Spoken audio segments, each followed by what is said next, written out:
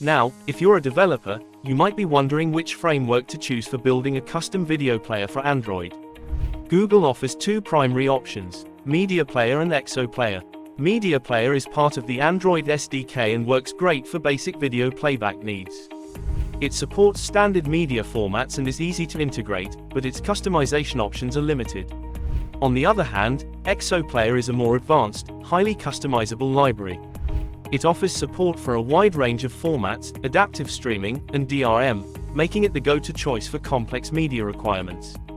Here's a quick comparison between the two frameworks. Library type: Media Player is part of the Android SDK, while XO Player is a standalone, open-source library.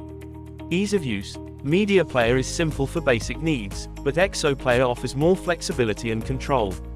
Adaptive streaming: Media Player has limited support, while XO Player fully supports protocols like HLS and Dash.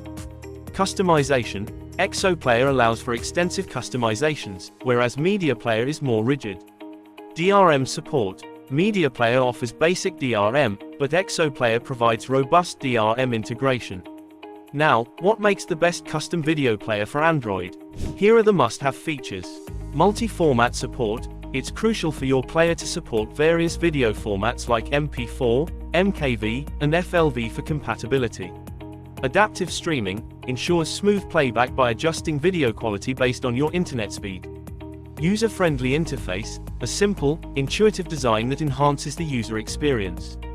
Responsive controls: play, pause, and seek functions should be smooth and responsive. Subtitle support: essential for accessibility, supporting various subtitle formats. Hardware acceleration: improves video performance and conserves battery life.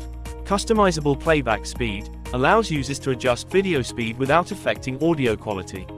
Security and DRM support: protects video content with encryption and DRM solutions.